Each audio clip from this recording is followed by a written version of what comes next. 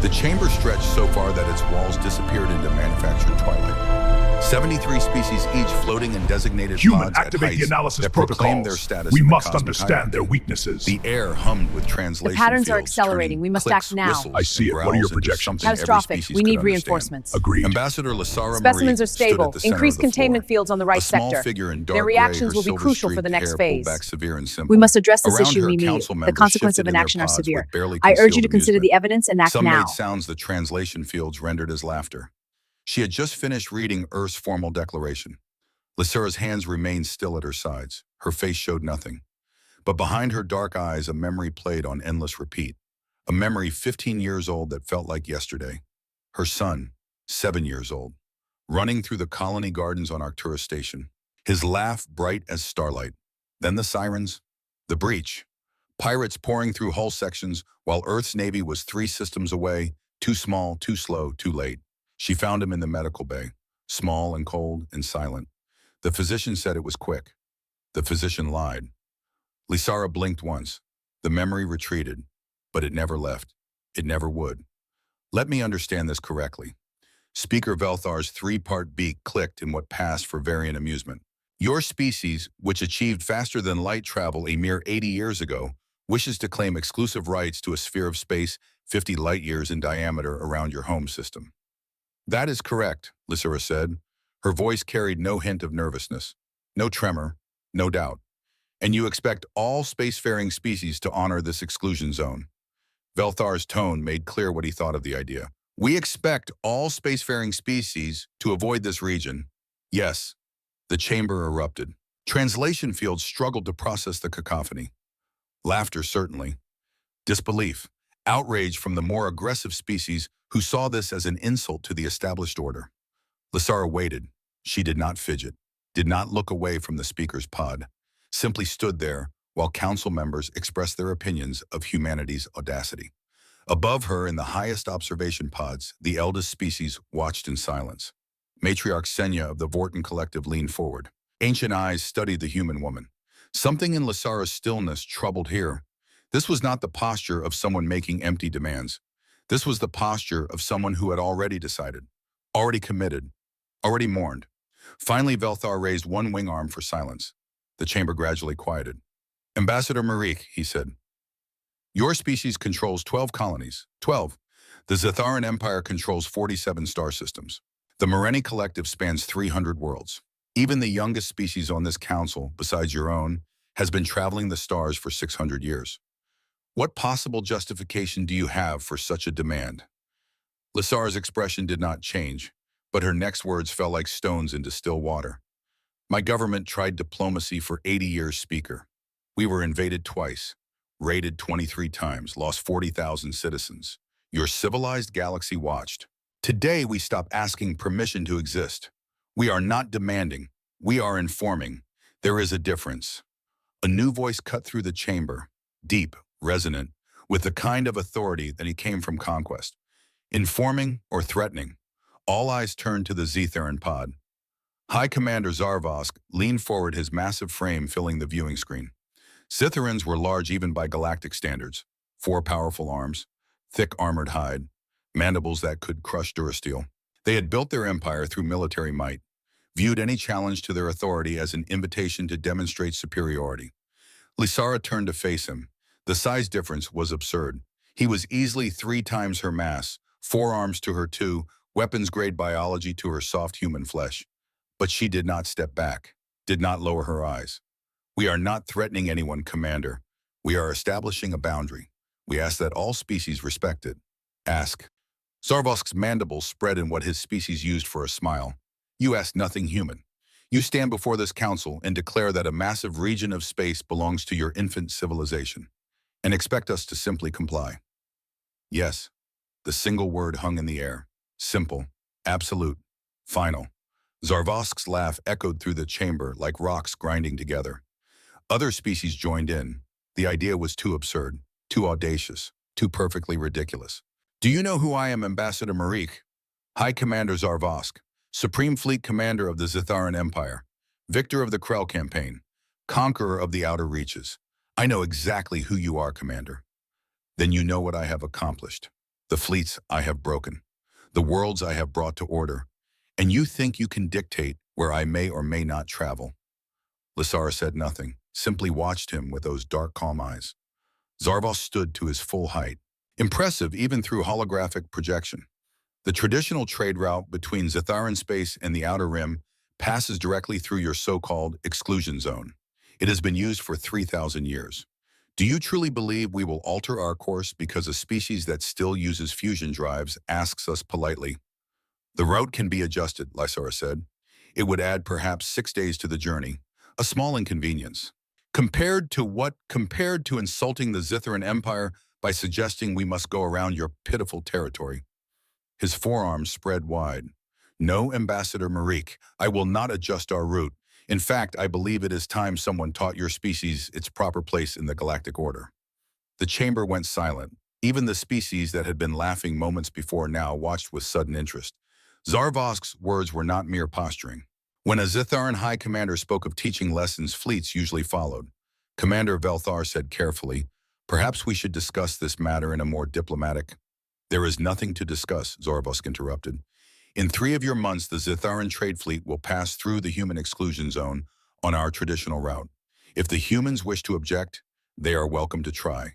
He paused, let the silence build, then delivered his final statement, bowing with the weight of absolute certainty. "I suspect they will learn quickly why young species listen when their elders speak." He cut the transmission. His pod went dark. Lysara stood motionless in the center of the chamber. Around her, council members began speaking among themselves. Some seemed troubled by Zarvosk's declaration. Others appeared satisfied that humanity would soon be reminded of its place. A few looked at Lysara with something that might have been pity. She felt none of it. The chamber, the voices, the judgment, all of it faded to background noise, because in her mind she was already seeing what would come, already counting the Quachron, already accepting the burden. 500,000 souls. That was the intelligence estimate for Zarvosk's trade fleet. 300 warships.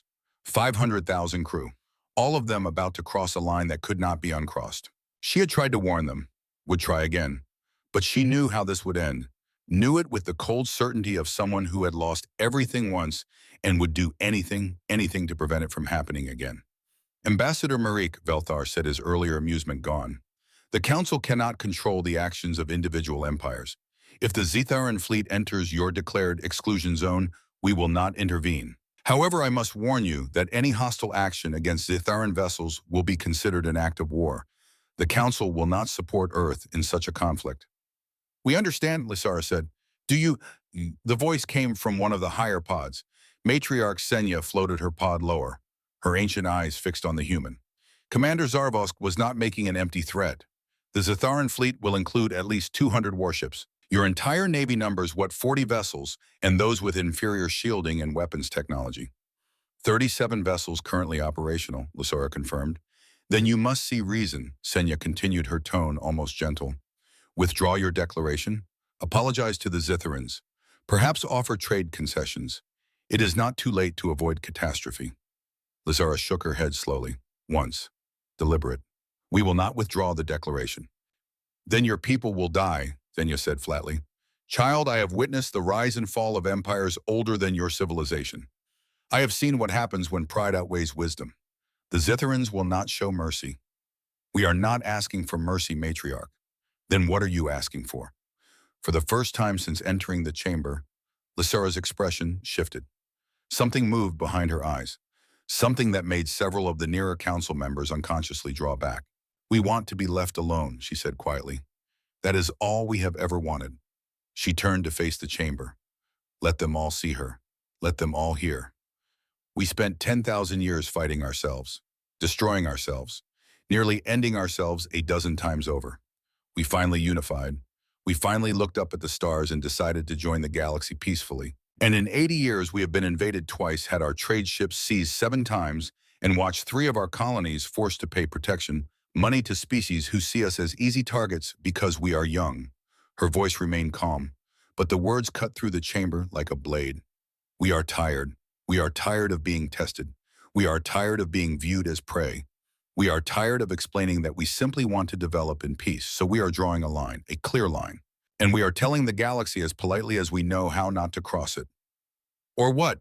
The voice came from Zarvosk's pod. Apparently he had been listening. The screen relit with his massive form. What will you do, human?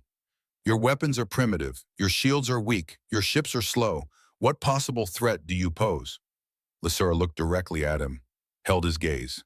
Let the silence stretch. We told you what we want, Commander. We told you where our boundaries are. If you choose not to listen, that is your decision. She paused, and her next words dropped into the chamber like stones into still water. But do not say you were not warned. She bowed slightly to Speaker Velthar, turned, and walked toward the chamber exit. Her footsteps echoed in the silence, each one measured, deliberate, final. Pathetic, Zarvosk muttered. 3 months, human. 3 months. And your exclusion zone will be revealed for the fantasy it is. Perhaps after we have passed through your space unopposed, your species will learn humility. Lysura stopped at the door. She did not turn around. 3 months, she agreed. Then she left. The council chamber remained quiet for a long moment after she departed. Velthar looked around at the assembled species. Some appeared satisfied, others uncertain, a few deeply troubled. In the highest observation pod, Matriarch Senya turned to her aide. Record my observation, she said softly. The human did not threaten, did not bluster, did not even argue. She simply stated facts, as if the outcome were already decided. You think she knows something we don't, Matriarch. Senya watched the empty space where Lysura had stood. I think she knows exactly what is going to happen, child, and that terrifies me more than any threat could.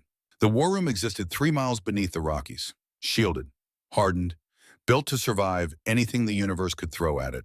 Displays covered every wall showing the positions of Earth's 37 operational warships, the 12 colonies, the network of sensor platforms that watch the approaches to Sol system. Lysura materialized in the center of the room as the quantum communicator's holofield collapsed. She had transmitted directly from the council station. No delays, no buffer. From one chamber of judgment to another. Admiral Corvin Strake stood at the main display, 60 years old, career military, face carved from experience and hard decisions. He turned as Lysura appeared. How'd they take it? Exactly as expected. Laughter, dismissal. Zarvosk issued his challenge. 3 months. He'll cross the zone on the traditional trade route. Strake nodded slowly. Then we're committed. We were committed the moment we made the declaration, Corvin. You know that. Dr. Nida Orven approached from the technical station. 40 years old but looked older. Dark circles under her eyes. Hands that trembled slightly when she thought no one was watching. She was the architect of what they called the grid, the designer of Earth's ultimate defense, and the woman who would carry the weight of 500,000 deaths for the rest of her life. The grid is ready, Orven said. Her voice was steady but quiet. All 50 platforms are operational. Quantum cores synchronized. Space-time manipulation fields calibrated. When the trigger event occurs, activation will be automatic and complete. Lysura walked to the main display, touched a control. The hologram shifted to show a 3-dimensional map of the exclusion zone. 50 points of light appeared distributed throughout the region in a carefully calculated pattern. Explain it one more time, Lysura said. I need to understand exactly what I'm authorizing. Orven moved to the display, expanded one of the platform markers. The hologram showed a structure roughly spherical, covered in impossible geometries that hurt to look at too long. Each platform generates a field that manipulates local space-time. When unauthorized vessels enter the grid, it activates. The fields intensify. Focus. The web contracts around the intruders and folds them. Folds them, Lysura repeated. Yes, folds them out of normal space into pocket dimensions. Separate quantum spaces that exist alongside our universe but cannot interact with it. From our perspective, the ships simply cease to exist. Strake crossed his arms. And the crews? Orven hesitated. This was the part that kept her awake at night. The folding process takes approximately 90 seconds. During that time, crews experience spatial distortion, disorientation. Then the fold completes and they're preserved in quantum stasis. Time stops. Consciousness stops. They exist frozen. Not alive, not dead, just suspended. Forever. The silence in the war room was absolute. Lysura stared at the display, at the web of light, at the trap they had built. Can it be stopped? Once it activates? No, Orven's voice was barely audible. That was by design. We couldn't risk enemy forces hacking the system and shutting it down. So we made it autonomous, self-sustaining. Once triggered, it runs until all unauthorized vessels in the zone are neutralized. There is no override, no shutdown code, no manual control. How does it trigger automatically? The grid monitors the zone. If our designated warning vessel is destroyed while attempting contact with intruders, the system interprets this as hostile action and activates. Cassandra's signature is programmed into the database. Lysara turned to look at Orven directly. So the moment Zarvosk destroys Cassandra, the grid activates, and we become executioners of 500,000 people, with no way to stop it, no way to take it back. Yes, and you're certain it will work. We've tested it on unmanned vessels, asteroids, captured pirate ships. It works perfectly, flawlessly, every time. Lysara nodded slowly, turned back to the display, watched the web pulse with potential energy, with patient automated death. 500,000, she whispered. Strake moved to her side. Lysara, you can still call this off. Withdraw the declaration, find another way. She shook her head without looking at him. There is no other way, Corvin. We've tried diplomacy, tried appeasement, tried building up our navy. Nothing works. They see us as prey, as resources to be exploited, as children to be disciplined. Her voice hardened. I will not watch another generation die the way my son died. Helpless, while help never comes. So instead we kill 500,000 Zitherans. No, Lysara turned to face him. Her eyes were dry, but haunted. They kill themselves. We will warn them. At the council, at the boundary markers, with diplomatic transmissions, with Cassandra, 5 clear warnings. If they choose to ignore all of them, if they choose to destroy our people while delivering a final plea for peace, then the consequences are theirs to bear. History won't see it that way. I don't care what history sees. I care about Earth's children sleeping safely. I care about colonies developing without fear. I care about humanity finally having the right to exist without asking permission from species who view us as insects. She walked to the secondary display, pulled up a file, her personnel record, her service history, and beneath it a recording marked personal statement for historical record. I've made a confession, she said, recorded everything, my reasoning, my authorization, my acceptance of responsibility. When this is over, when the judgment comes, they can condemn me. Execute me if they want, but Earth will be safe. That's the trade I'm making. Strake and Orven exchanged glances. Neither spoke. Lysara looked at the chronometer. 3 months, Zarvosk will assemble his fleet, make his grand demonstration, and we will show the galaxy that humanity's warnings are not suggestions. She turned to Orven. Doctor, is there any chance at all, that he'll turn back, that he'll respect the boundary? Orven met her eyes.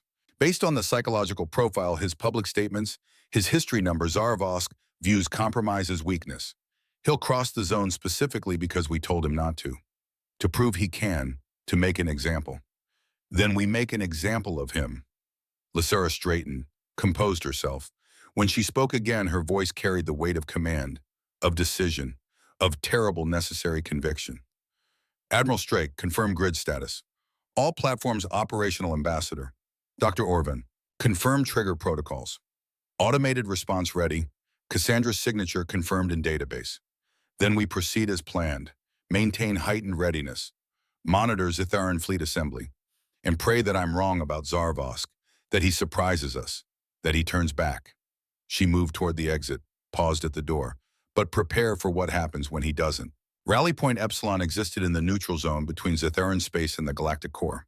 A region of empty void marked only by navigation beacons. No planets, no resources. Nothing but darkness and the cold light of distant stars. Perfect for assembling a fleet. The first ships arrived 3 days after the council session. Destroyers, cruisers, battle carriers, each one massive, built for war, covered in armor plating thick enough to shrug off most weapons in the known galaxy. Each one carrying enough firepower to level a small moon. They came in groups, squadrons, battle groups, and as they gathered, they formed a constellation of metal and malice that blazed against the cosmic dark. By the end of the first week, 100 ships hung in formation.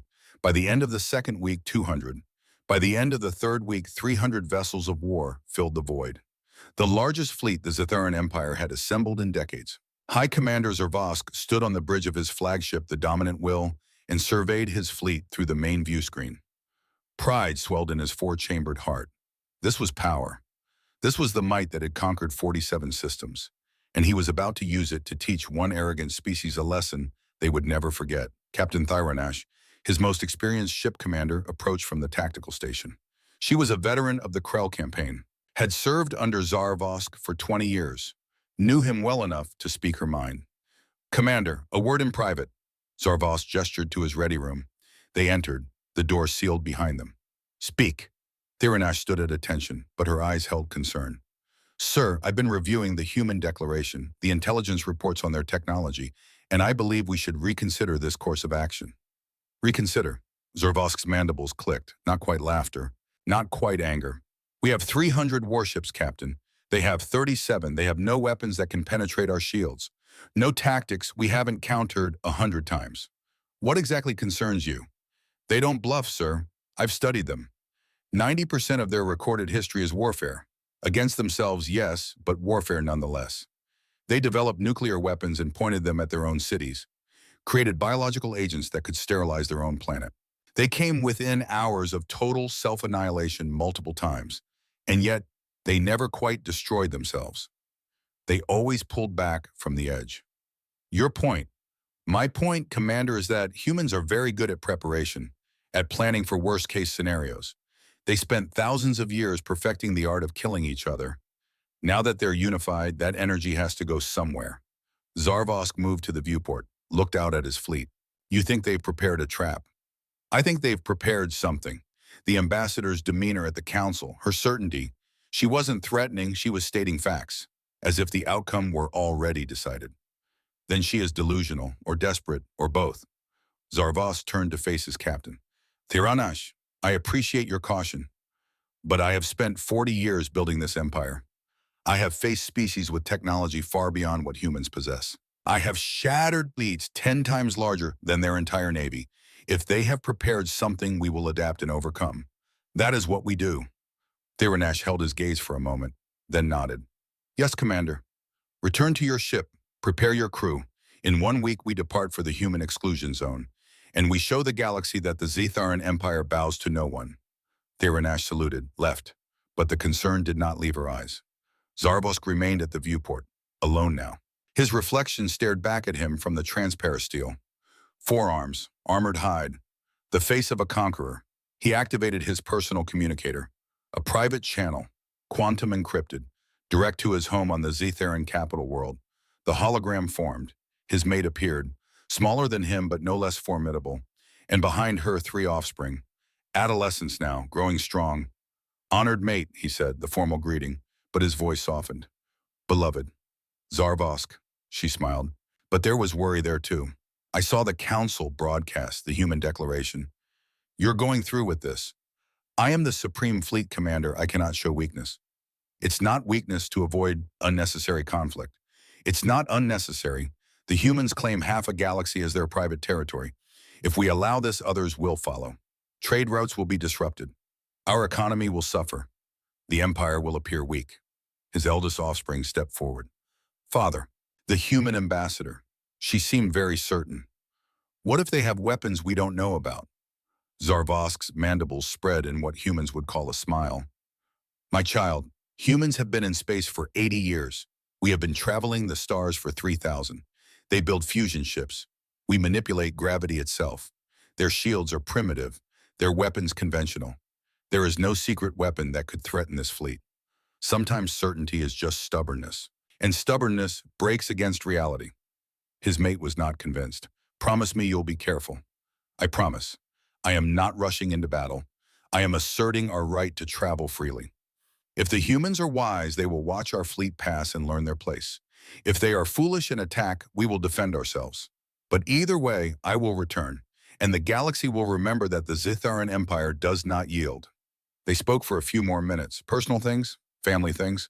Then Zarvosk ended the call, stood alone in his ready room. He would never speak to them again. But he didn't know that yet, couldn't imagine it. Because in his mind, in his experience, in his entire worldview, built on 40 years of conquest, there was no possible scenario where humans could threaten this fleet. He was about to learn that certainty and truth are not the same thing. Captain Vairatala stood in the 100.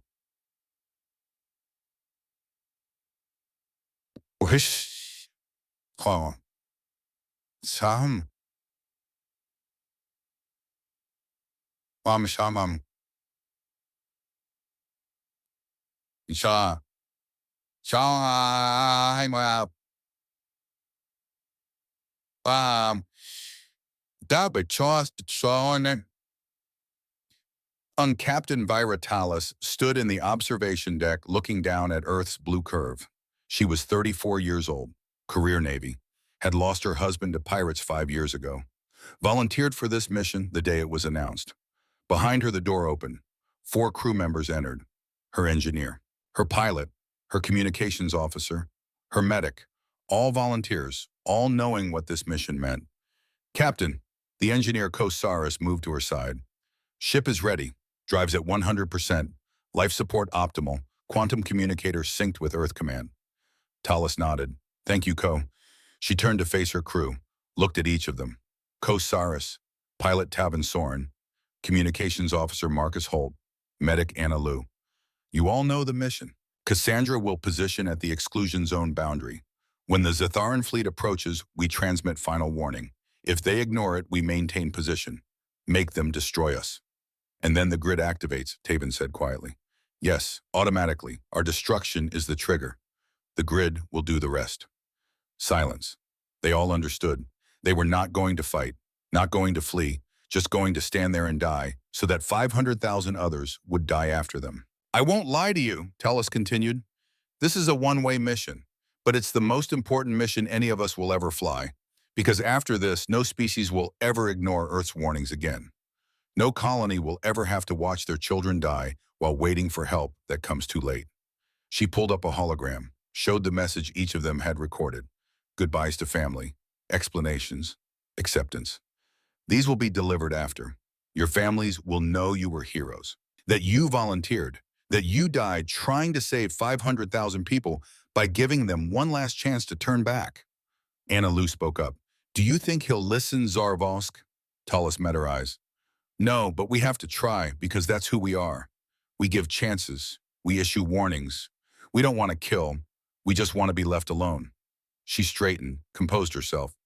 Departure is in 6 hours. Use the time however you want. Say your goodbyes. Make your peace. And know that Earth will remember you. Always. The crew dispersed. Talis remained at the viewport, watching Earth turn beneath her. A voice spoke from behind her. Lysara Merrick's voice, transmitted via secure channel. The ambassador had come to the station. Captain Talis? Vera turned. Lysara stood in the doorway, alone. Her face showed the weight of what she was asking. Ambassador, I wanted to see you off, to thank you, to tell you that I wish there was another way. There isn't. We both know that. Lysara moved to the viewport, stood beside her. 2 women looking at the world they were trying to save. This is how we stop being prey, Talis said quietly, by becoming untouchable. There's a difference between predator and untouchable. Is there? Yes, predators hunt. We just want to survive. They stood in silence for a moment. Then Lysara spoke again. History will judge us, Captain. You and me, the crew, Dr. Orvin, Admiral Strake, all of us. And I don't know if judgment will be kind. Then we accept judgment, but we save Earth first. Lysara turned to her, extended her hand. Talis took it. Thank you, Captain. Thank you, Ambassador, for having the courage to draw the line. Lysara left. Talis remained, watching Earth, memorizing it. 6 hours later, Cassandra undocked, accelerated, headed for the exclusion zone boundary. Veritalis would never see Earth again, but Earth would never forget her. 3 months passed. In that time, Zarvosk's fleet conducted drills, practiced formations, synchronized their quantum drives, turned 300 individual ships into one unified instrument of overwhelming force. Earth watched, monitored, prepared.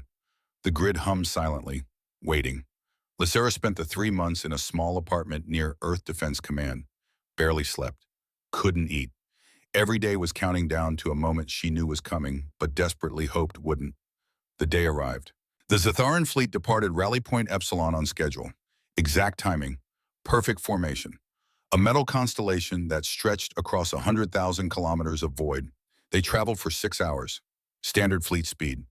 Toward the boundary coordinates specified in Earth's declaration. On Earth, in the war room, 3 miles beneath the Rockies, Lysara stood at the main display. Strake beside her, Orven at the technical station. They watched the fleet's approach vector in real time. Cassandra is in position, Strake reported. All systems green. Grid status. Dormant but ready. Platform synchronized. Awaiting trigger event. Lysara nodded, said nothing. Her hands gripped the edge of the display console, knuckles white.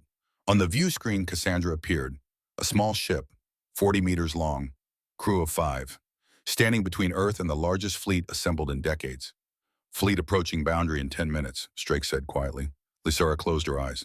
In her mind, she saw her son, saw the council chamber, saw 500,000 names, saw the future. God forgive us, she whispered. The fleet reached the boundary, crossed it. For a moment, nothing happened. Space looked exactly the same. The same distant stars, the same empty void. The human exclusion zone appeared no different from any other region of space. On the dominant Wills Bridge, Zarvosk stood at the command station. Boundary crossed. All ships report status. All vessels green, Commander. No contacts, no weapons detected, no defensive platforms. Zarvosk felt a mixture of satisfaction and disappointment. Satisfaction that his assumptions had been correct. Disappointment that there would be no actual confrontation. See, he said to Thyranash on the comm, empty threats. Maintain formation. Continue forward.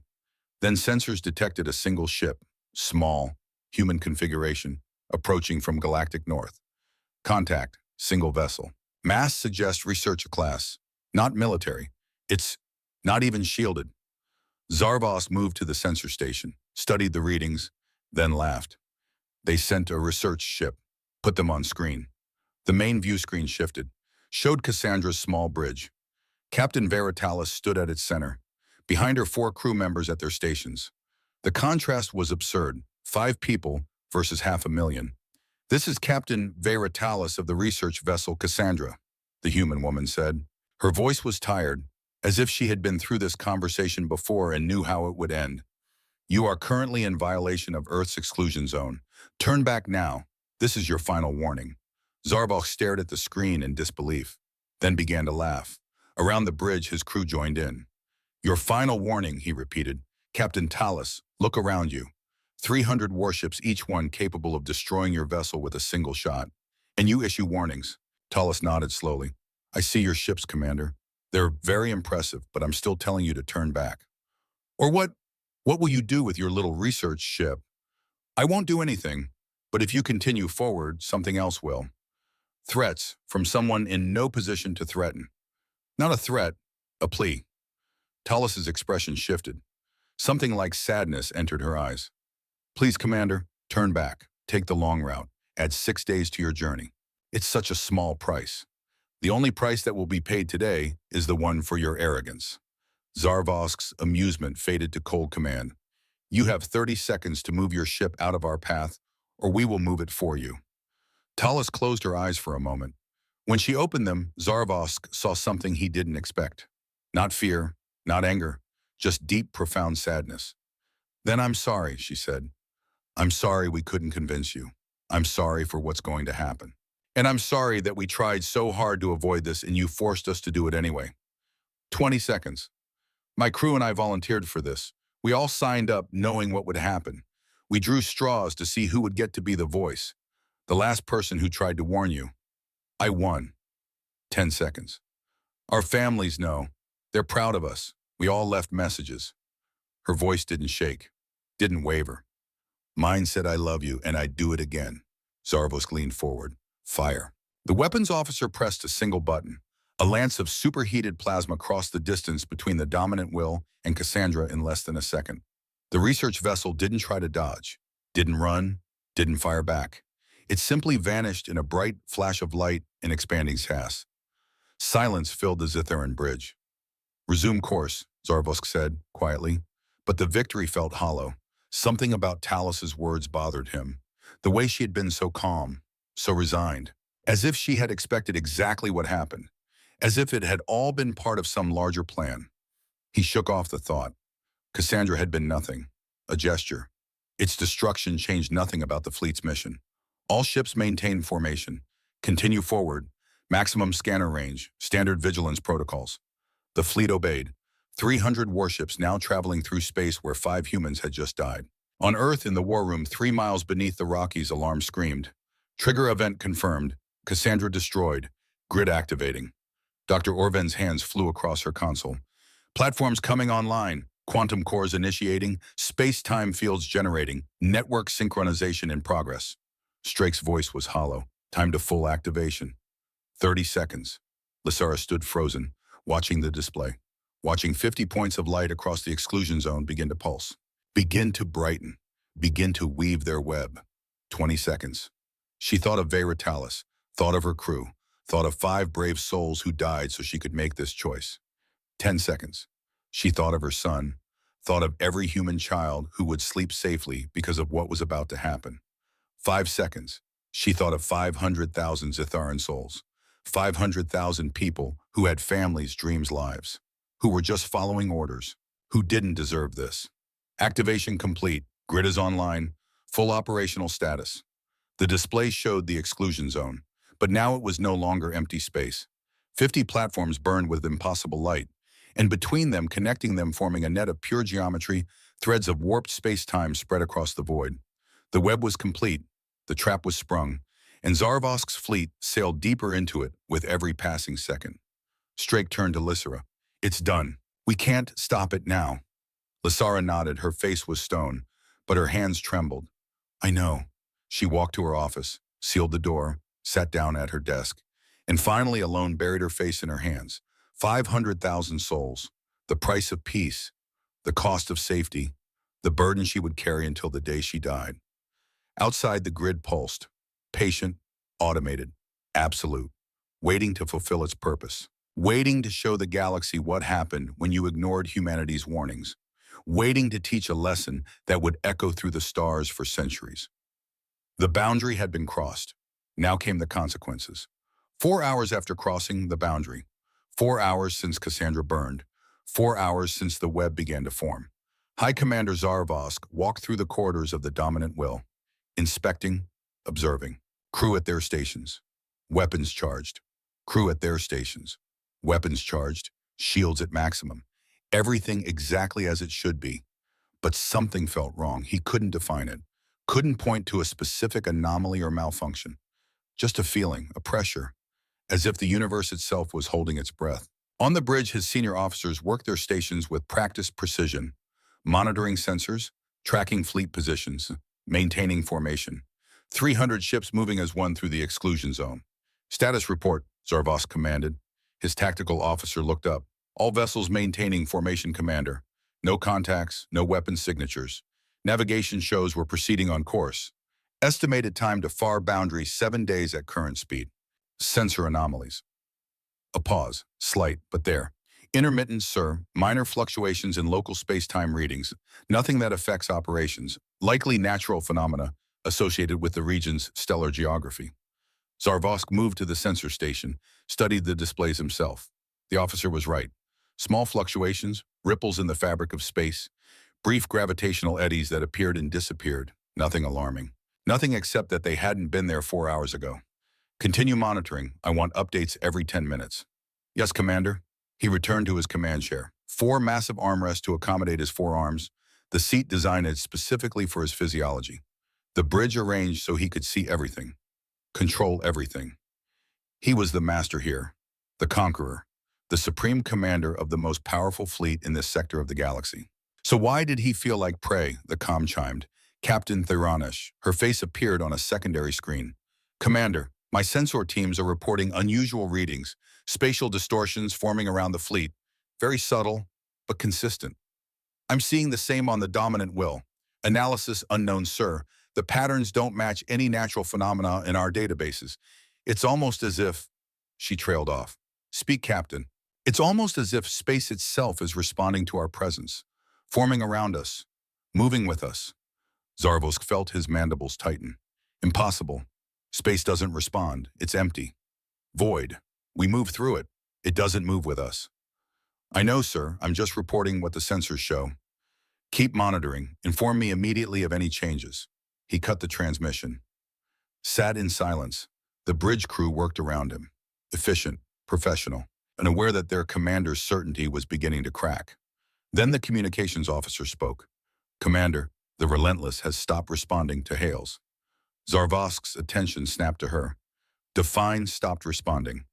They're not answering comms, sir. We're transmitting. The channel is clear, but no response.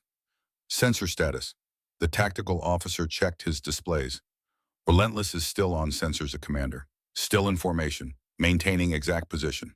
Engines show active. Systems appear nominal. They're just not answering. A cold feeling settled in Zarvosk's chest. Dispatch 2 destroyers. Visual contact. I want to know what's happening on that ship.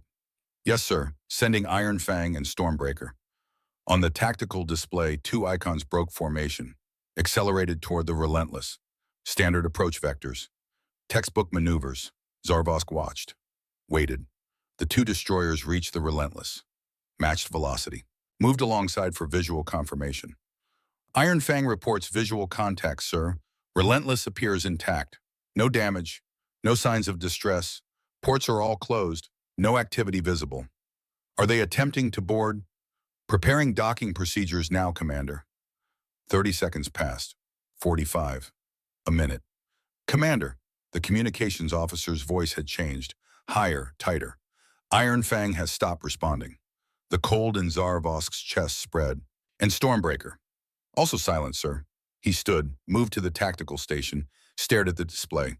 3 ships, all showing green across the board, all maintaining formation, all apparently functional, all silent. Get me Captain Theronash. Her face appeared again. This time her concern was visible. I'm seeing it, Commander. 3 ships, no comms, still moving. Send a shuttle, unmanned, remote piloted. I want visual confirmation of what's on those bridges. Acknowledged. They waited. The shuttle launched from one of Theronash's escort vessels, accelerated toward the silent ships. Its camera feed appeared on the main view screen. The shuttle approached the Relentless, moved to a viewport, aimed its external cameras inside. The bridge was visible. Stations lit, displays active, controls operating. No crew, empty chairs, abandoned posts, coffee cups still steaming, data pads lying where they'd been set down. But no people, 800 crew members. Gone. Check the other 2, Zarvosk said. His voice sounded distant, not quite his own. The shuttle moved to Iron Fang. Same result. Bridge operational. Crew absent. Stormbreaker. Same. 1,500 people. Vanished. Fleet halt. All stop now. The order rippled through the 300 ships. Engines powered down. Momentum bled away. The fleet came to a relative stop in the void. All ships except 3. The Relentless, Iron Fang, and Stormbreaker continued forward. Same speed. Same heading. No deviation. They're not responding to the halt order, the navigation officer said unnecessarily. Zarvosk watched the 3 ships pull ahead. Watched them grow smaller on the tactical display. Watched them continue deeper into the exclusion zone. Then the sensor officer made a sound. Not quite a gasp, not quite a scream. Sir, they're gone. What? The 3 ships, they're not on sensors anymore. No debris, no explosion, no jump signature. They just ceased to exist. Zarvosk stared at the display, at the empty space where 3 destroyers had been, where 1,500 of his people had been. Gone. Not destroyed, not damaged, not disabled. Simply gone, as if they had never existed at all. And somewhere in his mind he heard Captain Talus's voice again. Sad, resigned, certain. I'm sorry for what's going to happen. On Earth, 3 miles beneath the Rockies, Dr. Nida Orven stood at her station monitoring the grid's performance. Her hands were steady now. The trembling had stopped, replaced by cold professional detachment. She had to watch, had to witness. This was her creation, her responsibility, her burden to bear. First captures, complete, she reported, her voice flat, empty. 3 vessels, 1,500 individuals, folded successfully, grid operating within parameters. Launcher Admiral Strake stood beside her, his face was stone. Time from capture to fold. Approximately 90 seconds. The grid identifies vessels that fail to respond to external stimuli as compromised units, prioritizes them for folding. It's working exactly as designed. Lissara entered the war room. She hadn't slept, hadn't eaten, just paced her office for 4 hours while watching telemetry feeds. 1,500, she said quietly. Yes, Ambassador. How many more? Orven checked her projections. The grid's patterns. the fleet's current position and trajectory. At current rate, complete folding of all fleet assets will occur within approximately 18 hours. 18 hours. 500,000 souls, gone in less than a day. Lasara moved to the main display. Watched the visualization of the exclusion zone. The grid appeared as threads of light, a web, and caught in that web like insects 300 ships. No, 297 now. She watched as another ship icon flickered, dimmed, disappeared, 296. Can we send a message? She asked. Tell them what's happening. Give them a chance to retreat. Strake shook his head. They can't retreat. The grid has warped local space-time. Every escape vector curves back toward the zone center. It's a gravity well that shouldn't exist. They're trapped. Then we're executing them, slowly, while they watch each other disappear. Yes, Lasara closed her eyes. God forgive us. But she didn't walk away, didn't leave. Stood there and watched because this was her choice, her authorization, her responsibility. If 500,000 people were going to die because of her decision, the least she could do was witness it. On the dominant Will's bridge, chaos was building beneath the surface of military discipline. Crew members exchanged glances, whispered when they thought Zarvos couldn't hear. The confidence that had defined this fleet was evaporating like mist. Commander, the sensor officer's voice cracked. We're detecting the phenomenon, the spatial distortions. I can isolate the frequency now, putting it on screen. The main view screen shifted, showed space around the fleet, but not normal space. This was space seen through a different spectrum, a frequency Zetheran eyes normally couldn't process. And in that frequency, the web was visible. Threads of light, impossible geometries, connections forming between points that shouldn't connect. A net of pure warped space-time spreading across the void, and every ship in the fleet was caught in it. The threads didn't damage, didn't cut, didn't burn. They just existed, wrapping around each vessel, touching them, marking them. What is that? Someone whispered. Zarvosk stared at the screen, at the web, at the trap they had sailed into with absolute confidence. That, he said slowly, is what the humans built. He moved to the communications station. All ships, I want every science officer analyzing this phenomenon. I want to know what it is, how it works, and how we counter it. And reports came back over the next hour. None of them good. The web was not made of matter, not energy, not anything in conventional physics. It was folded space-time itself, geometry made manifest, and it was tightening. Ships that have disappeared, one science officer reported. Analysis of their last sensor reading shows the threads around them brightening, intensifying. Then the ships fold. Geometry collapses inward, and they cease to exist in our dimensional space. Where do they go? Unknown, Commander. But based on the quantum signatures, they're being displaced into pocket dimensions, separate quantum spaces adjacent to our universe, but not interacting with it. Zarvosk felt his breathing quicken. Can we destroy the web cut through it? Negative, sir. It's not a physical structure. You can't shoot space-time. You can't cut geometry. It simply exists. Then how do we escape it? Silence. Answer me. The science officer's voice was barely audible. We don't, sir. This is a trap, a perfect trap. We can't fight it, can't outrun it, can't escape it. We can only wait while it consumes us ship by ship. Around the bridge, crew members froze, the reality settling over them like a shroud. They were going to die, all of them, slowly, methodically, while watching each other disappear into nothing. Zarvosk's comm chimed, multiple channels, simultaneous, panic spreading through the fleet. Commander, this is the eternal conquest. We're experiencing internal anomalies. Dominant Will, this is the Bloodhammer. Crew members are disappearing from sealed sections. We can't explain it. All ships, this is the Morning Star. 3 of my engineering team just vanished. We have them on security footage. They were walking down a corridor and they just stepped through a door that doesn't exist and never came back. More reports, flooding in, a cascade of impossible events.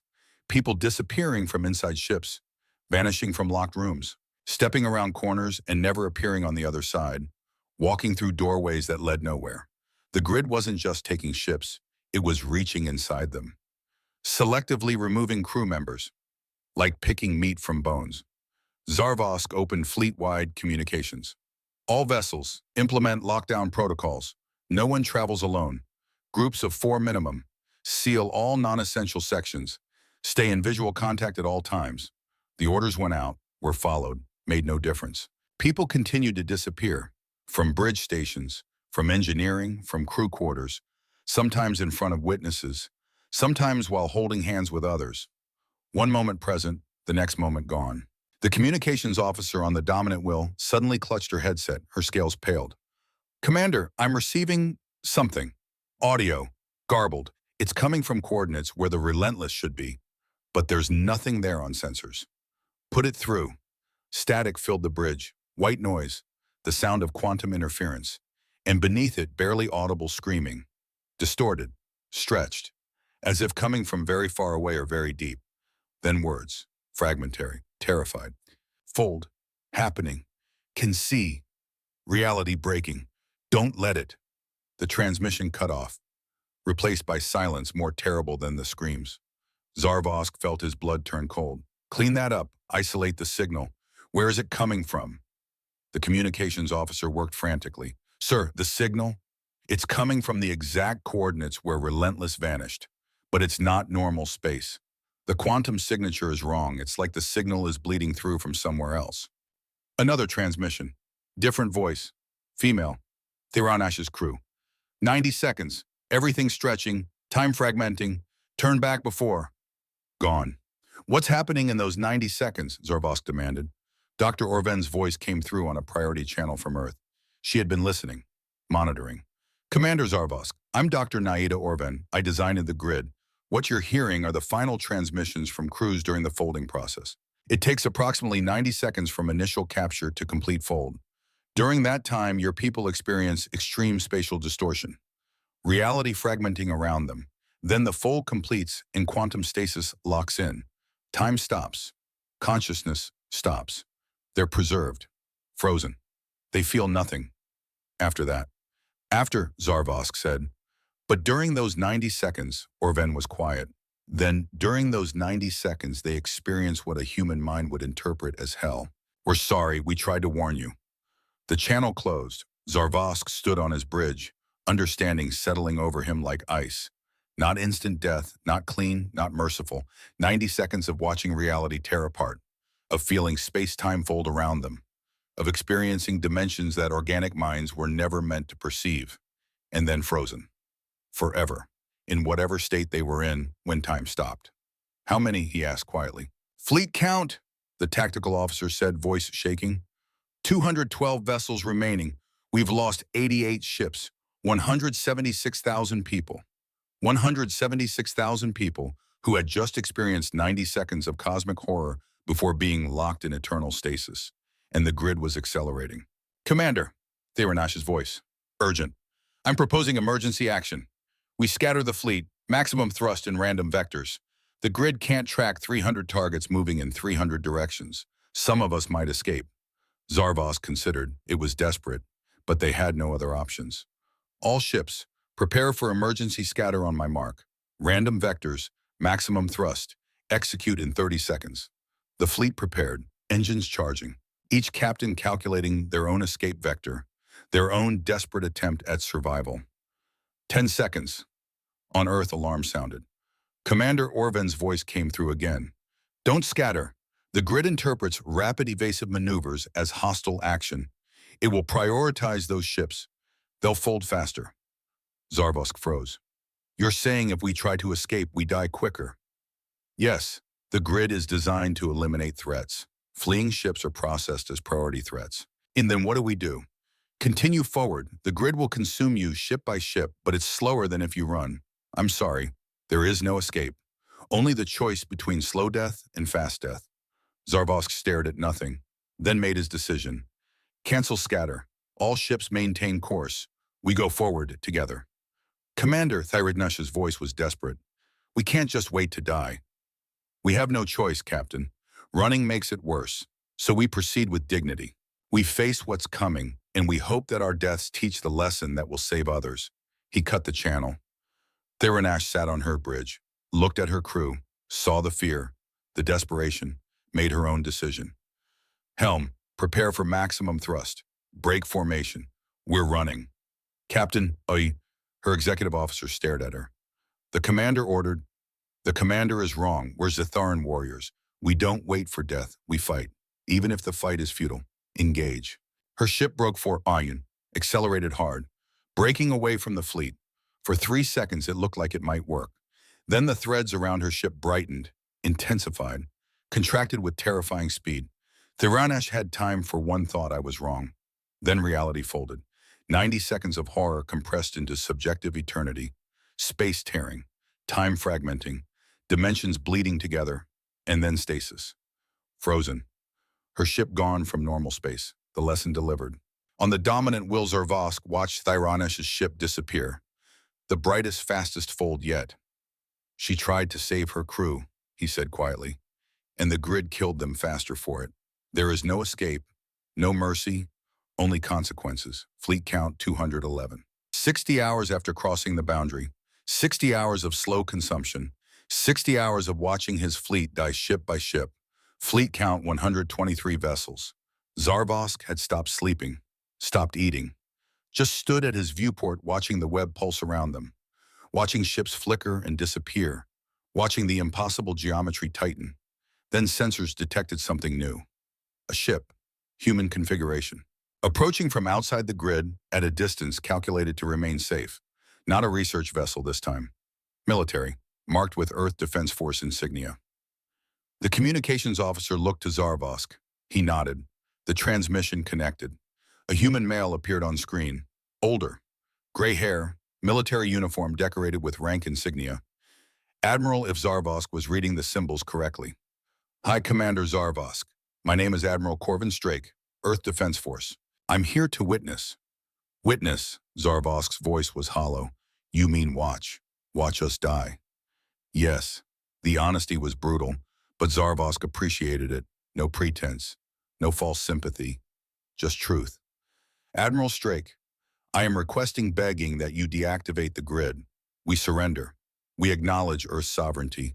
We will pay any reparations, accept any terms. Just make this stop. Strake's expression didn't change. I cannot, Commander. The grid is autonomous, self-sustaining. There is no override, no shutdown code, no manual control. Once activated, it runs until all unauthorized vessels in the zone are neutralized. You built a weapon you can't control. We built a weapon that can't be stopped. That was the point. No enemy could hack it, disable it, turn it against us. It simply executes its programming. Absolute, final. Zarvosk felt rage building. Hot, desperate. You're monsters. You've condemned 500,000 people to... He couldn't finish. No, Commander. You condemned them. You were warned. 5 times. At the Council. At the boundary markers. Through diplomatic channels. By Ambassador Marique personally. By Captain Tallis. You chose to ignore every warning. You chose to destroy Cassandra while she begged you to turn back. The grid didn't activate because we wanted it to. It activated because you triggered it. How could we know? That's why we warned you 5 times. We told you not to cross. We told you there would be consequences. We gave you every opportunity to respect our boundary. You chose pride over prudence, arrogance over caution, and now you reap what you sowed. The transmission flickered. Zarvosk realized his hands were shaking. All 4 of them. There must be something. Some way to stop this. There isn't, and even if there was, we wouldn't. You brought a military fleet into our territory after being explicitly told not to. You destroyed our people, delivering a final warning. Every death that occurs here is a direct result of your choices. We didn't know it would be like this. Didn't understand. That's why we warned you. Simple, logical, undeniable. Zarvosk felt his rage collapse into despair. What happens to them, the ones who are taken? Strake was quiet for a moment, then chose honesty again. The folding process takes 90 seconds. During that time, they experience severe spatial distortion. Then they're locked in quantum stasis. Time stops. Consciousness stops. They're frozen, preserved, not experiencing anything, not suffering, just suspended. Forever. Not alive, not dead. No. Another ship disappeared on Zarvosk's tactical display. 122. How long, he asked quietly. At current rate, complete fleet elimination in approximately 8 hours. 8 hours, then silence, then nothing. Admiral Strake, I need you to deliver a message. To Ambassador Marique. I'm listening. Tell her she was right. Tell her humans don't bluff. Tell her I wish I had listened. Tell her, his voice caught. Tell her I'm sorry. For my people, for her people, for all of this. Strake nodded slowly. I'll tell her, Commander. And Admiral, when this is over, when my empire falls, when the galaxy learns what happened here, make sure they know the truth, that humans tried to avoid this, that you warned us 5 times, that we had every chance to turn back. Don't let history call this murder. Call it what it is. And what is it? Consequences for ignoring warnings, for believing might makes right, for thinking young species can't defend themselves. He met Strake's eyes. For arrogance. The tactical display updated, 115 ships. I should go, Strake said. I'm sorry, Commander Zarvosk. Truly, I wish you had listened. So do I, Admiral. So do I. The transmission ended. Zarvosk stood alone on his bridge. His crew had been vanishing around him for hours. Only a few remained now, translucent, fading, as if the grid was pulling them away slowly instead of all at once. He walked to his ready room, opened a private channel, quantum encrypted, direct to his home. The hologram formed. His mate appeared. She had been crying. The children stood behind her, faces marked with grief. Honored mate, Zarvosk said. Beloved, we received your broadcast, she whispered. The whole empire heard. Everyone knows.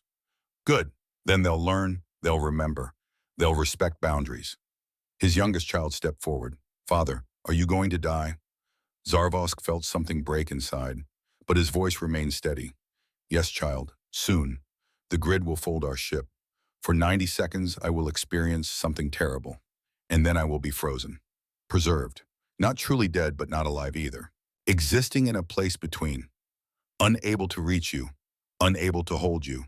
But my last thoughts will be of you, always. We love you, Father. And I love you, all of you, more than conquest, more than empire, more than pride. He looked at his mate. I failed you, failed our people, failed everyone who trusted me. I am sorry. She shook her head, tears streaming. You did what you thought was right. What you were taught was right. The fault is not yours alone. It's ours, all of us. For believing strength meant invincibility. On his tactical display, the fleet count dropped again, 78. I must go, he said. The grid is close now. I can feel it. Like pressure, like weight. We'll remember you, beloved. Be better than me, he said. All of you, be wiser, be humbler, be willing to listen when others draw boundaries. The galaxy is changing.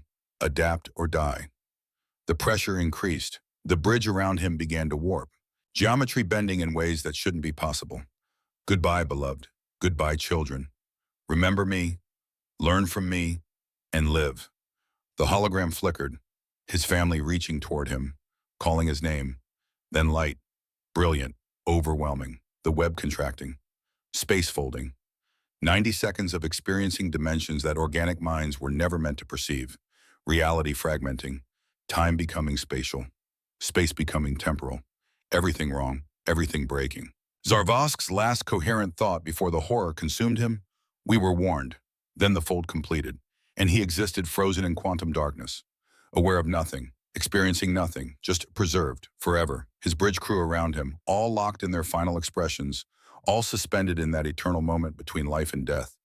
The dominant will ceased to exist in normal space, and the grid moved on, patient, automated, absolute. On Earth, in the war room 3 miles beneath the Rockies, an alarm chimed, different from the others. Final. Grid activity complete, Dr. Orven reported. All unauthorized vessels neutralized. Fleet count 0. The exclusion zone is clear.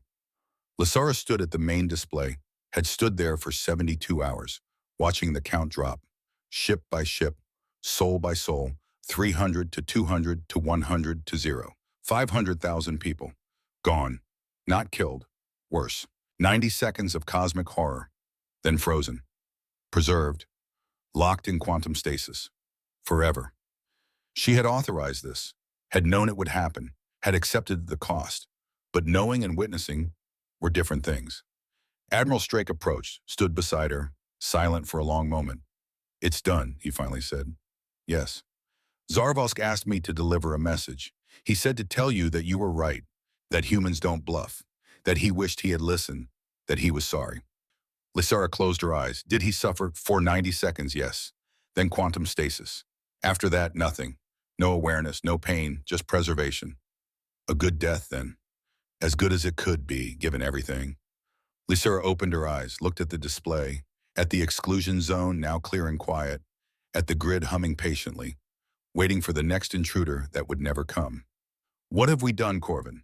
We saved Earth, guaranteed our sovereignty, ensured no species will ever threaten us again. At what cost? 500,000 souls. In our own humanity. She turned to look at him. Can we live with that? We'll have to. The choice is made. The deed is done.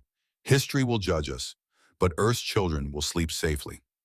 Lysera nodded, straightened, composed herself with visible effort. Compile a full report. Every detail, every transmission, every warning we gave, every chance they had to turn back. I want complete documentation. For what purpose? The Galactic Council will demand answers, will call us murderers, will try to condemn us. I want them to see the truth, that we tried everything to avoid this, that Zarvosk had 5 chances, that this was self-defense, not aggression. And if they don't accept that, then we withdraw from the Council, seal our borders completely, exist alone rather than exist as prey. She walked toward the exit, paused at the door. Corvin, tell Doctor. Orvan, her work is complete. The grid performed perfectly.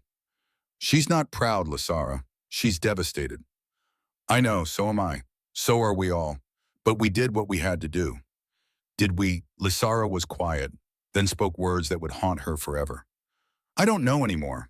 I thought I did. Thought I was certain, but now, she gestured at the display, at the empty zone. Now I just feel hollow. We won. Earth is safe, and I feel nothing but ash. She left. Strake remained, watching the display, watching the grid pulse with patient menace. Orvan approached. Admiral, the grid will remain active. Forever, a permanent warning, a permanent barrier, a permanent reminder of what happens when species ignore humanity's boundaries.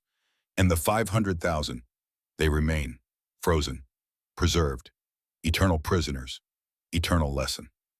Orvan's hands finally started shaking again. I built this. This is my creation, my legacy. You built Earth's survival. The cost was terrible, but the alternative was extinction. Was it, could we have found another way? We'll never know. The choice is made. The grid exists, and the galaxy will learn to fear us. Is that what we wanted, fear? Strake turned to her, met her haunted eyes. We wanted to be left alone. Fear accomplishes that. It's not ideal, but it's effective. On the display, the grid continued its patient vigil. 50 platforms, infinite patience, absolute enforcement. The boundary was secure. The warning was clear, and 500,000 souls existed in frozen quantum darkness, eternal testimony to the price of ignoring that warning. Earth was safe, but the cost of that safety would echo through the stars for centuries. The Galactic Council chamber was filled to capacity for the first time in 3 centuries. Every species, every faction, every political entity with any claim to power had sent representatives. They sat in their pods in complete silence, waiting. The silence was not respectful. It was the silence of shock, of horror, of species recalculating everything they thought they knew about power and survival. 2 weeks had passed since the Zatharan fleet disappeared. 2 weeks since 300 warships and 500,000 souls vanished into quantum darkness. 2 weeks since the galaxy learned that humanity's warnings were not suggestions. Ambassador Lysera Marique stood at the center of the chamber floor. Same position as 3 months ago, same simple gray suit, same steady posture, but different eyes, haunted eyes, eyes that had watched 500,000 people die slowly over 72 hours, eyes that no longer slept without seeing faces in the dark. Speaker Velthar rose from his pod. His 3-part beak trembled slightly as he spoke. This emergency session of the Galactic Council is now convened. The matter before us is the complete disappearance of the Zatharan Imperial Trade Fleet, last known position within the territorial region claimed by the human species of Earth. He paused, gathered himself. Ambassador Marique, the Council requests information regarding the fate of the fleet. Can you provide answers? Yes, Lysera said. The single word fell like a stone into still water. The chamber erupted, shouts in dozens of languages, demands, accusations, rage born from fear. Because her answer meant she had done it, admitted it, claimed responsibility for the greatest mass death event in recent galactic history. Velthar called for order 3 times before the noise subsided. Then please, Ambassador, Tell us what happened. Lysara looked around the chamber, met the eyes of species that had dismissed her, laughed at her, told her humanity was too young, too weak, too insignificant to matter. None of them were laughing now. The Zetheran fleet entered our exclusion zone despite multiple clear warnings. They were informed of the boundaries. Told not to cross, they chose to cross anyway. Our automated defense systems responded as designed. The fleet was eliminated. The chamber exploded again. Louder, more visceral, species shouting over each other, translation fields struggling to keep up. From the Zetheran pod, acting commander Vrashkol stood. His scales were dark with grief and rage. His forearms spread in accusation. 500,000 people, 500,000 of my people, wiped out. And you stand there calmly admitting it. Lysara turned to face him, did not flinch, did not look away.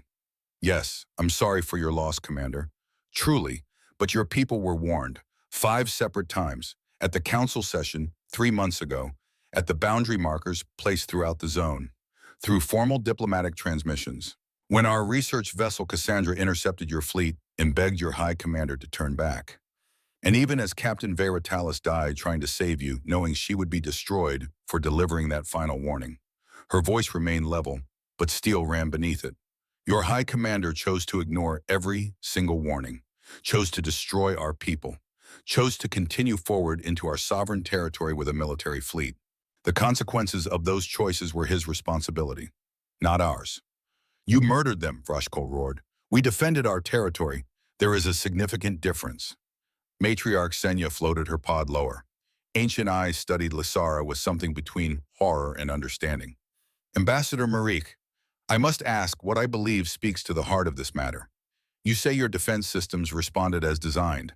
What exactly are these systems? How did they eliminate 300 warships so completely that we have found no debris, no survivors, no trace whatsoever? Lysara was quiet for a moment, then made her decision. Earth's government has authorized me to provide limited disclosure.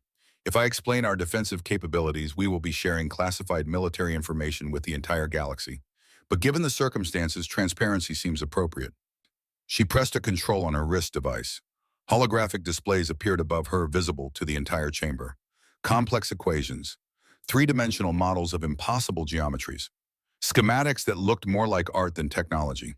During our final global conflict, before Earth unified multiple nations, developed theoretical weapons based on manipulating space-time itself. The research was dangerous, ethically questionable, ultimately shelved. When we began exploring the galaxy and realized the level of aggression we would face, we revisited that research. We spent 60 years perfecting it, 20 years building the platforms. The hologram shifted, showed a 3-dimensional map of the exclusion zone.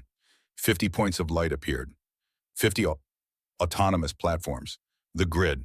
When unauthorized vessels enter the zone, it activates. Ships are folded into pocket dimensions, separate quantum spaces that exist alongside our universe, but cannot interact with it. From our perspective, they simply cease to exist. Horror spread through the chamber like a physical wave. Velthar's voice was barely audible. You're saying the Zetheran fleet still exists, trapped in some other dimension. They exist in quantum stasis. The folding process takes approximately 90 seconds. During that time, crews experience extreme spatial distortion as reality fragments around them. Then the process completes. Time stops. Consciousness stops. They're preserved in a frozen state, not experiencing anything, not suffering, just suspended. Forever. A new voice cut through the chamber's stunned silence.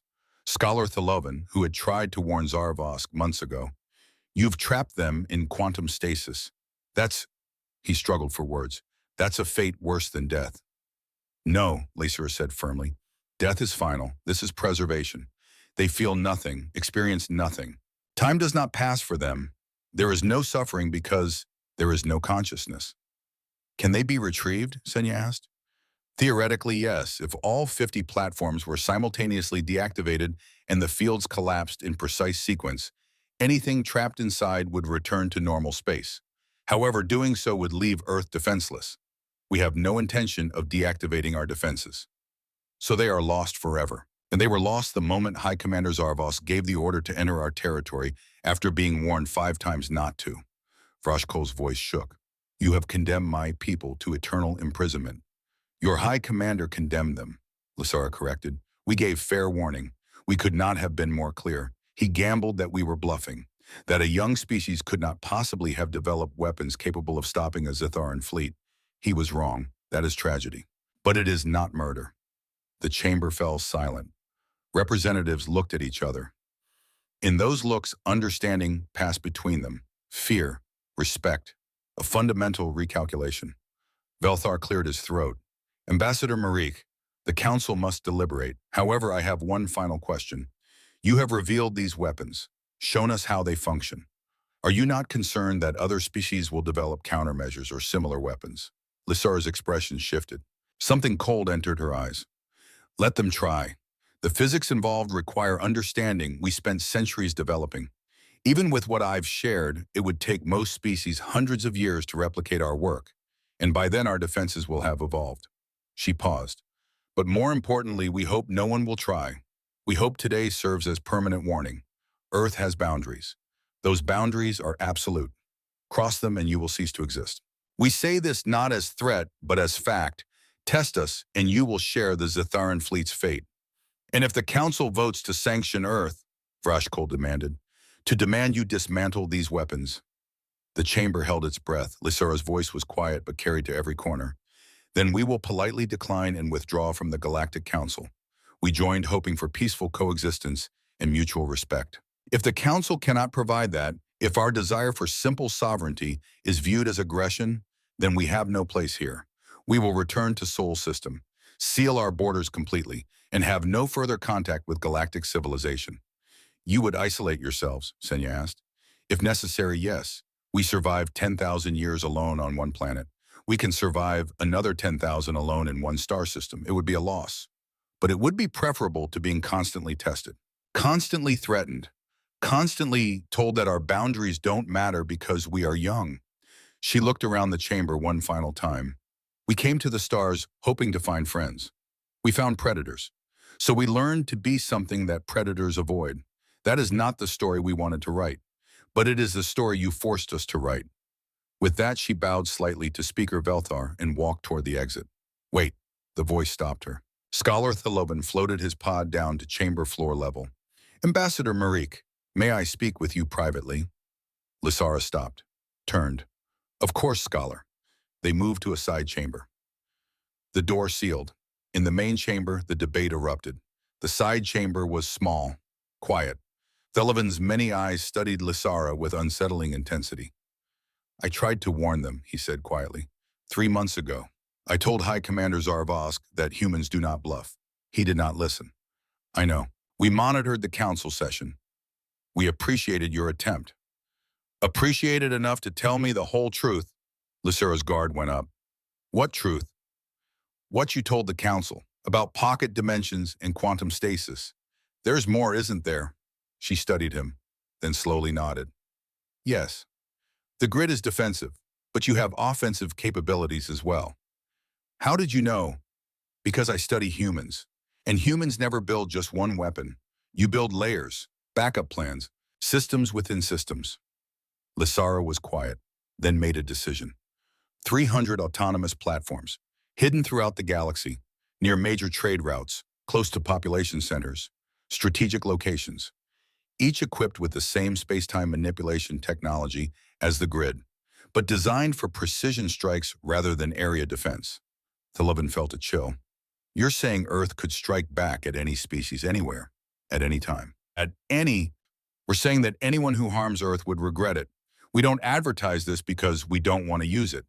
But if pushed, if truly threatened, we will do whatever is necessary to survive. By threatening the entire galaxy. By ensuring the galaxy knows that attacking Earth means mutual destruction. That's deterrence. Thilovan was silent, then spoke carefully. You've made yourselves the most dangerous species in known space. We've made ourselves untouchable. There's a difference. We don't seek to expand, don't want to conquer, just want to exist. The grid gives us that right. The hidden platforms ensure we keep it. The galaxy will never truly trust you now.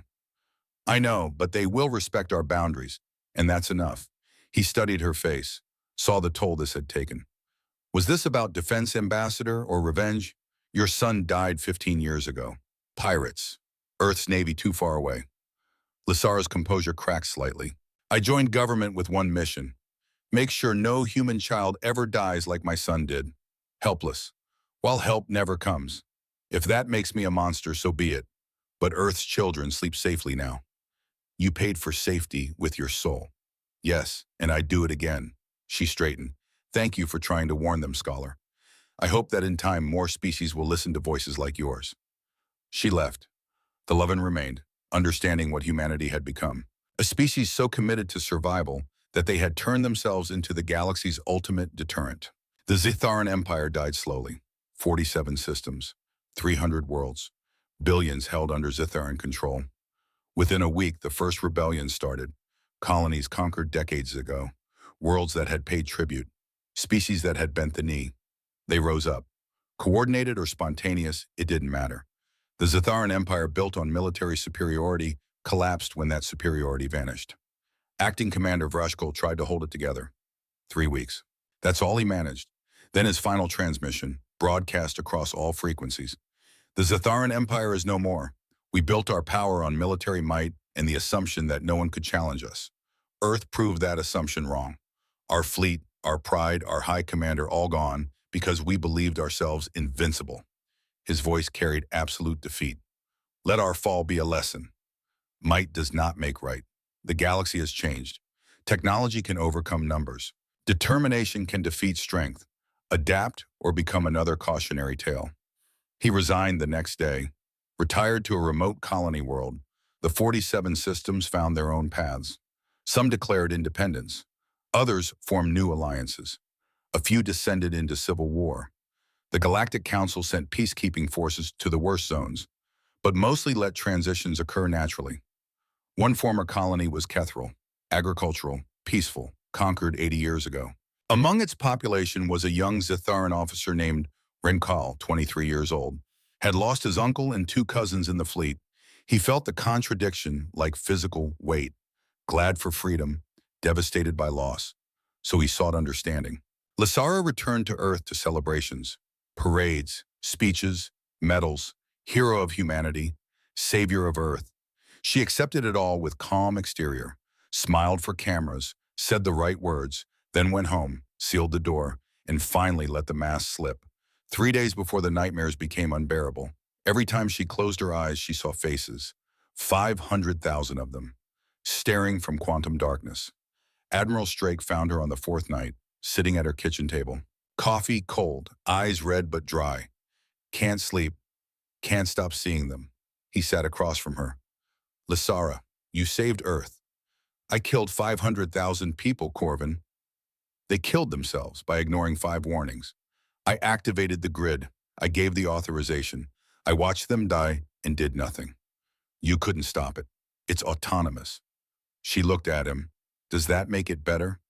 Strake was quiet, then spoke words he'd been holding. Doctor, Orvin tried to kill herself yesterday. Sedatives. Her assistant found her in time. She's stable, but broken. Lysara closed her eyes. Because she built the grid. Because she watched it work. We're all broken, Corvin. All of us. You, me, Naida, everyone involved. Would you undo it if you could go back? Long silence. No, because the alternative was watching more children die. We tried every other way. Nothing worked. So we built something that couldn't be ignored. But you wish there had been another way. Every second of every day. Strake reached across the table, put his hand on hers. We live with it, together. 2 weeks later, a classified meeting. Lysara, Admiral Strake, Dr. Orvin, the President, Head of Strategic Defense. Orvin manipulated a holographic display. The entire galaxy appeared, 300 points of light scattered throughout. The offensive platforms, Orvin said, her voice hollow but functional, deployed over 30 years. 300 autonomous weapon stations, each equipped with space-time manipulation technology, designed for precision strikes. Lysara stared at the scope. 300 weapons, positioned throughout the galaxy, and no one knows. The grid is public deterrent. These are insurance. The President leaned forward. Ambassador, the Council will vote tomorrow on sanctions. You will refuse. We will withdraw. That's the plan. But before we withdraw, you need to deliver a message privately. To Scholar Theloven, make him understand the full scope, that the grid is just the visible part. You want me to tell him about the offensive platforms?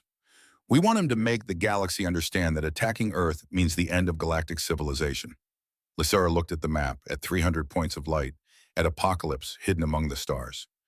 This is madness. This is deterrence, Strake said. Ultimate deterrence. And if they call our bluff, the president's voice was cold, then we demonstrate. Once. And after that, no one will ever doubt us. Lysara nodded. Because this was the world they had created. I'll tell Theloven. The meeting ended. Lysara walked out into night, looked up at stars she had once dreamed of exploring as friends. Now just potential threats. 6 months later, construction completed on 2 monuments at the exclusion zone boundary. The first was human, black polished stone, 5 names engraved: Captain Veritalis, Engineer Kosaris, Pilot Tavin Soren, Communications Officer Marcus Holt, Medic Anna Lou. Below their names, they volunteered to be the last warning. They hoped you would listen. They died knowing you might not. Remember them, honor them, and heed the message they died to deliver. The second monument was Zitharon, massive, complex, 500,000 names engraved on metal plates. Below the names, they followed orders. They believed in their cause. They ignored warnings and paid the ultimate price. Let their sacrifice teach us that pride and power are not substitutes for wisdom. Let their memory remind us that every action has consequences. Let their names stand as warning. Listen when others establish boundaries. Respect when others say no. And understand that your strength does not give you the right to ignore the sovereignty of others. On unveiling day, ships from 30 species gathered. Respectful distance, no one entering the zone. A human delegation attended, led by Strake. Orvan, other officials. Lysara was invited, refused. She watched via holographic feed, alone as names were read, as speeches were made. When it ended, she turned off the feed, sat in darkness. 500,000 names engraved in metal, just like the souls in quantum darkness, preserved forever. She pulled up her confession recording, watched herself, younger, harder, more certain. I authorize activation of the grid defense system. I accept full responsibility for all consequences. If 500,000 people die because of this choice, let history judge me. But let Earth's children live free from fear. That is the trade I make. The recording ended. Lysara stared at that woman. Frozen in certainty, she didn't recognize her anymore. Renkal stood at the exclusion zone boundary, his ship held position at safe distance. 33 now, had spent a decade trying to understand. He had requested permission to visit Earth, to meet the woman who had authorized his uncle's death. She had agreed. His transport docked at Earth Orbital Station. He was escorted to a private meeting room. Ambassador Lysara Marique entered. 60 now, hair fully gray, lines carved deep, but still upright. They studied each other. Officer Renkal, Lysara said, thank you for coming. Thank you for agreeing to meet me. They sat across from each other. Renkal spoke first. You killed my uncle. Karval Reshkal, engineering specialist, served on the Relentless. He had a mate, 3 offspring. I know. I've read the crew manifest. All 500,000 names. Do you regret it? Lysara didn't hesitate. Let him see her truth. Every day, every night, I see their faces. Know they exist in quantum darkness because I gave the order. Then why did you do it? She met his eyes. Because the alternative was letting humanity remain prey. Letting our children die while help never came. Your uncle died because High Commander Zarvosk ignored 5 warnings. We tried everything to avoid killing his fleet, and he destroyed our people, delivering a final plea. Renkal processed this, so it was survival. Yes, for my species, the grid wasn't revenge. It was ensuring no parent would lose a child the way I lost mine, by killing 500,000 others, by making sure no one would ever test us again, by establishing boundaries that would be respected. Silence. Finally, Renkal spoke. The Zitharan Federation is different now. We don't conquer, don't view might as right. We learn. I know, I've watched your progress. Because of what you did. 500,000 died to teach the rest of us. That was never the goal, but yes, that was the result. Renkal stood, moved to the viewport, looked at Earth. Do you know what I realized after years of hating you? What? That you were right, not morally, not ethically, but practically. The galaxy didn't respect boundaries, viewed young species as prey, and you changed that. He turned to face her. I still mourn my uncle, still wish there had been another way. But I understand. You didn't want this. You tried to avoid it. And when forced to choose between your people's survival and my uncle's life, you chose your people. I cannot fault you for that. Lysara felt something crack inside. I'm sorry, she whispered, for your uncle, for his family, for all of them. I know, and perhaps someday I'll accept that apology. For now, I can only acknowledge it. He moved toward the door, paused. One more question. If you could go back, knowing everything, would you still activate the grid? Lysara closed her eyes, saw her son, saw 500,000 Zitherans, saw Earth's children sleeping safely. Yes, because the alternative was extinction, and I would rather live with guilt than watch my species die. Renkal nodded slowly. Then we are not so different. You chose survival. My people are doing the same now. Your demonstration taught us that. He left. Lysara remained. A Zitheran officer had come seeking condemnation, had left offering understanding. It didn't erase the guilt, but it was something. Perhaps redemption was possible. The Galactic Council passed the resolution with overwhelming support. 3 species voted against. All former empires. The Earth Accord. Universal standards for territorial boundaries. Every species had the right to establish defensive zones. Violations would be acts of war. The galaxy had learned. Boundaries mattered. Warnings should be heeded. Lysara watched from Earth. Refused to attend. We don't want to be the face of this, she told the president, but the name stuck. Earth Accord, because Earth had paid the price. Dozens of species established exclusion zones, none with defenses as absolute as Earth's, but the principle was the same. Wars didn't end, species still had disputes, but the nature changed. Boundaries were recognized. Warnings were heeded. The galaxy was learning, and at the center stood Earth, feared, respected, isolated, safe. 20 years later, Lysara stood at the memorial, first time in 20 years, 70 now, body showing age. She touched the wall, 5 names. I'm sorry, she whispered. I'm sorry we couldn't convince them. I'm sorry for everything. A voice spoke. Ambassador Marique, she turned, a young woman, maybe 30, historian's credentials. Yes, I'm writing a comprehensive history. May I ask you some questions? Lysara almost refused, then nodded. One question. The historian didn't hesitate. Do you regret it? Lysara looked at the memorial, at her reflection in polished stone. Every second of every day, the weight of 500,000 names is unbearable. I carry them all. But would you do it again? That's a second question. It's the same question. Completed. Lysara smiled slightly. Yes, I would do it again, because the alternative was letting humanity remain prey. The math says we saved millions by killing 500,000.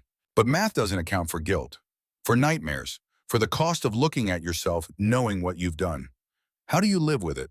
That's a third question. But I'll answer, I live with it by knowing Earth's children sleep safely, that our colonies develop without fear, that humanity finally has the right to exist. That's the trade I made. Safety for my soul. The historian nodded, deactivated her recorder. Thank you, Ambassador. She left. Lysara remained. The memorial stood silent, eternal. Behind it, the exclusion zone glowed. The grid still active, still enforcing the boundary. 20 years, not a single species had tested it. The warning was clear. The lesson learned. Earth was untouchable. But at what cost? Lysara closed her eyes, felt the weight. We wanted friends, she said quietly. We got safety. Perhaps someday we'll have both, but not in my lifetime. She turned, walked away. Behind her 5 names remained. 500,000 names remained. And in quantum darkness, 500,000 souls remained. Frozen. Preserved. Eternal testimony. The boundary stood. The grid pulsed. And the galaxy had learned. Humanity's words were not suggestions. They were law. Absolute. Final. Unyielding. And Lysara Marique would carry the weight until she died. The cost of peace. The burden of safety. The price one woman paid so her species could survive. She looked up at the stars, once filled with hope, now filled with isolation. Perhaps, she whispered, my grandchildren will find the better way. I did what I could with what I had. The stars offered no answer, and Lysara returned to Earth, to live out her days knowing she had saved her species and lost her soul. But Earth's children slept safely, and in the end that had to be enough.